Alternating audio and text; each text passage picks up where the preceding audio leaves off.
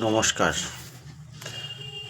গতকাল আপনারা দেখলেন একটা মৃত্যু নিয়ে কী রকমের নোংরা রাজনীতির আসর বসেছিল কলকাতায়। কি বলবেন, একটা মৃত্যু, সেই মৃত্যুটা যেন একটা রাজনীতির আসর হয়ে গেল। আসর হয়ে গিয়ে তাকে এবং তার পরিবারকে সহানুভূতির থেকেও বেশি হয়ে গেল মার্ক্সবাদী চিন্তাভাবনা, অর্থাৎ সেকুলারিজম। একবারও বলল না তারা যে একজন ভারত মাতার সন্তান মারা গেছে, ভারত মাতার সন্তান মারা গেছে, একজন সনাতনী মারা গেছে, সেই হিসেবে দেখা হলো না। দেখা হলো একজন শিল্পী মারা গেছে, সেটাও বড় হলো না। বড় হয়ে গেল যে সে মার্ক্সবাদী চিন্তাধারায় বিশ্বাস করত, সেটা বড় হয়ে গেল।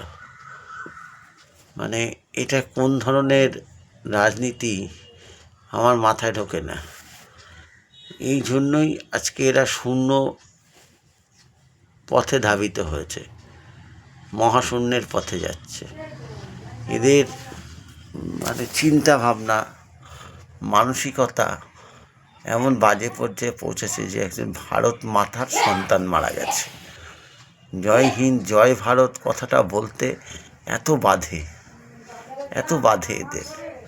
এরা রাম, যে দেখুন, মৃত মানুষের সাথে যুদ্ধ করা মানে আপনি ছায়ার সাথে যুদ্ধ করছেন। ছায়ার সাথে যুদ্ধ করবেন না। আপনাদের বলবো, রাম আমাদের সেই শিক্ষা দেয় না যে মুখে আমি রাম নাম বলছি, রামের আদর্শকে, রামের যে পরাক্রমকে ছোট করা হয়। মৃত মানুষের কোনো শত্রু হয় না। সুতরাং সেখানে লাল পতাকা না জড়িয়ে একটা যদি ভারতবর্ষের জাতীয় পতাকা জড়িয়ে দিলে পরে তাকে সম্মানটা বেশি জানানো হতো নাকি?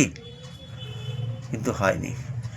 আমরা সেই রবীন্দ্রনাথ বলেছিলেন, অবশ্য রবীন্দ্রনাথ এদের কথায় বুর্জোয়া কবি, রবীন্দ্রনাথ বলেছিলেন, শিক্ষাকে আমরা বহন করিলাম, বাহন করিতে পারিলাম না।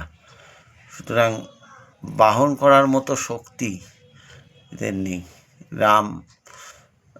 রামকে কটু কথা বলা একজন মানুষ, আমি তাকে সেইভাবে মৃত মানুষের সাথে আমার কোনো শত্রুতা নেই, কিন্তু তার গায়ে ভারত মাতার পতাকাটা জড়িয়ে দিতে কী আপত্তি ছিল?